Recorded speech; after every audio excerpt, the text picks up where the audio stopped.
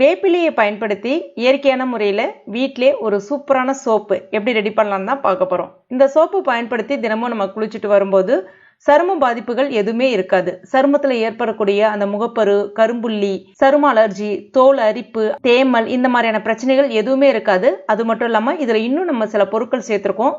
இந்த சோப்பை நீங்கள் பயன்படுத்தி குளிக்கும் போது நேச்சுரலாகவே உங்கள் தோலில் இருக்கக்கூடிய அந்த டெட் செல்ஸ் எல்லாமே ரிமூவ் ஆக ஆரம்பிச்சு ஸ்கின்னுக்கு நல்ல ஒரு க்ளோவும் கிடைக்கும். இது இப்போ நம்ம எப்படி செய்யறதுன்னு பார்க்கலாம். Welcome to Jo's Tamil health and beauty. இது செய்யறதுக்கு நான் இன்னைக்கு ஃப்ரெஷ்ஷான வேப்பிலை இலைகள் எடுத்திருக்கேன். வேப்பிலை நல்ல ஒரு கிருமி நாசினி. அது மட்டும் இல்லாமல் வேப்பிலை இயற்கையாகவே ஒரு சின்ன நறுமணத்தை கொடுக்கும். இது நம்ம உடம்புல இருக்கக்கூடிய அந்த துர்நாற்றத்தை நீக்கும்.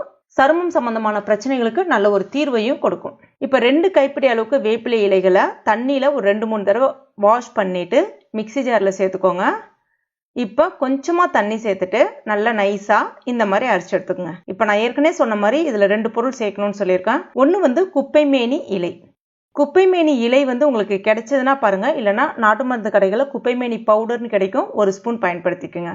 குப்பைமேனி இலை உங்களுக்கு இருக்கக்கூடிய அந்த சருமம் சம்பந்தமான பிரச்சனைகளுக்கு நல்ல ஒரு தீர்வை கொடுக்கும். சருமத்தில் இருக்கக்கூடிய அரிப்பு, தோல் அலர்ஜி, புண்கள் இது எல்லாத்தையுமே குணமாக்கும். எனக்கு ஒரு 10 இலை போல தான் கிடைச்சது. அதை சேர்த்துக்கலாம். 1/2 டீஸ்பூன் மஞ்சள் பொடி, கஸ்தூரி மஞ்சள் பொடி இல்லைனா குளிக்கிற மஞ்சள் பொடி எது வேணாலும் நீங்கள் பயன்படுத்திக்கலாம். சேர்த்துட்டு மறுபடியும் நல்லா ஒரு முறை அரைச்சிட்டு கொஞ்சம் தண்ணி சேர்த்து அரைச்சிக்கோங்க. அப்போ தான் வடிகட்டுறதுக்கு உங்களுக்கு சௌரியமாக இருக்கும். இப்போ இதை நம்ம வடிகட்டிக்கலாம். இது கிட்டத்தட்ட ஒரு 50 ml அளவுக்கு இருக்கும். அடுத்ததான் நான் இன்னைக்கு ஒரு 200 கிராம் அளவுக்கு சோப் பேஸ் எடுத்திருக்கேன். Aloe vera soap base. இது உங்களுக்கு ஆன்லைனில் அவைலபிளாக இருக்கும். இல்லைனா டிபார்ட்மெண்ட் ஸ்டோர்லேயும் இப்போலாம் கிடைக்குது. நாட்டு மருந்து கடைகளையும் கிடைக்குது.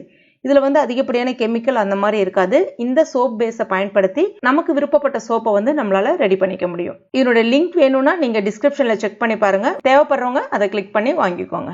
இப்போ இந்த சோப் பேஸை நான் சின்ன சின்ன துண்டுகளாக கட் பண்ணிட்டு எடுத்து வச்சிருக்கேன். இதை இப்போ ஒரு பாத்திரத்தில் மாற்றிட்டு டபுள் பாய்லர் மெத்தடில் இந்த சோப்பை நம்ம இப்போ உருக்கணும். அதுக்கு ஒரு கடாயில் கொஞ்சமாக தண்ணி எடுத்துக்கோங்க. இப்போ இதை அதில் வச்சிடலாம். ஒரு 2 நிமிஷத்தில் நல்லா இந்த மாதிரி உங்களுக்கு உருகி வர ஆரம்பிக்கும். அடுத்ததாக நம்ம ரெடி பண்ணி வச்சுருக்க அந்த வேப்பிலை சாரை இதில் சேர்த்துடலாம்.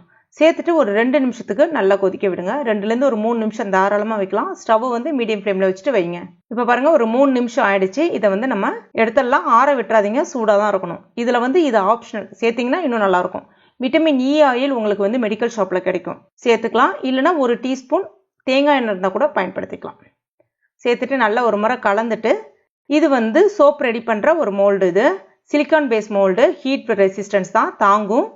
அதில் சேர்த்துக்கலாம். இது உங்கள்கிட்ட இல்லை அப்படின்னா இந்த மாதிரி பேப்பர் கப் இருந்தால் கூட கொஞ்சமாக தேங்காய் எண்ணெய் தடவிட்டு அதில் கூட நீங்கள் இந்த மாதிரி சேர்த்துக்கலாம். இதை இப்போ நம்ம ஒரு 8 மணி நேரம் இல்லைனா 12 மணி நேரம் அப்படியே விட்டுடணும். ஃப்ரிட்ஜில் வைக்கணுன்றதெல்லாம் கிடையாது. அப்படியே வெளியிலே விட்டுடலாம். சோப்பு உருக்க வச்சுருக்கோம். திரும்ப அது கூடி வர்றதுக்கு உங்களுக்கு 8லேருந்து 12 மணி நேரம் போல் எடுத்துக்கும். அப்படியே இருக்கட்டும். இப்போ ஒரு 12 மணி நேரம் அப்படியே வச்சுருந்துருக்கேன். சோப்பு நல்லா கெட்டியாகி வந்திருக்கு பாருங்கள். அப்படியே எடுக்க வேண்டியதான், அவ்வளோதான். இதுவே பேப்பர் கப்பாக இருந்தால் சைடில் அந்த பேப்பரை லைட்டாக கட் பண்ணிவிட்டு அப்படியே எடுக்க வேண்டியதான். இதை நீங்கள் வெளியிலே வச்சு பயன்படுத்தலாம். வெளியில் வைக்க போகிறீங்கன்னா மிச்சம் இருக்கக்கூடிய சோப்பை ஒரு பேப்பரில், ஒரு நியூஸ் பேப்பர்லையோ இல்லைனா ஒரு டிஷ்யூ பேப்பர்லையோ சுற்றிட்டு வீட்டில் ஸ்டோர் பண்ணிக்கோங்க. கவர் அந்த மாதிரிலாம் சுற்றாதீங்க. ஒரு பேப்பரில் சுற்றி வச்சுக்கோங்க. பயன்படுத்தக்கூடிய சோப்பை பாத்ரூமில் வச்சு ரெகுலராக எப்பயும் போல் சோப்பு பயன்படுத்துவோம்ல, அதே மாதிரி பயன்படுத்திக்கோங்க. இந்த சோப்பை பயன்படுத்தி நீங்கள் ரெகுலராக குளிச்சுட்டு வரும்போது உங்களுக்கு இருக்கக்கூடிய சருமம் சம்பந்தமான பிரச்சனைகள் எல்லாமே நீங்கிடும். இதில் உங்களுக்கு தேவைப்பட்ட வாசனைக்காக நீங்கள் ஜவ்வாது கூட தாராளமாக சேர்த்துக்கலாம். நான் இன்னைக்கு எதுவுமே சேர்க்கல, நேச்சுரலாகவே இருக்கட்டும் அப்படின்றதுக்காக விட்டுட்டேன். ரொம்ப அருமையாக இருக்கும். நேச்சுரலாகவே அந்த வேப்பிலையில் இருக்கக்கூடிய அந்த ஸ்மெல்லே சூப்பராக இருக்கும். கண்டிப்பாக ட்ரை பண்ணி பாருங்கள். ட்ரை பண்ணிவிட்டு மறக்காமல் எனக்கு கமெண்ட் பண்ணுங்கள். இந்த வீடியோ உங்களுக்கு பிடிச்சிருந்தனா லைக் பண்ணுங்கள். உங்கள் நண்பர்கள் மற்றும் ஃபேமிலி மெம்பர்ஸ் கூட மறக்காமல் ஷேர் பண்ணுங்கள். மேலும் இது போன்ற பயனுள்ள தகவலுக்கு நம்ம சேனலில் இது வரைக்கும் நீங்கள் சப்ஸ்கிரைப் பண்ணலன்னா உடனே சப்ஸ்கிரைப் பண்ணிங்க. கூடவே மறக்காமல் அந்த பெல் நோட்டிஃபிகேஷன் சிம்பிளையும் ப்ரெஸ் பண்ணுங்கள். தேங்க்யூ.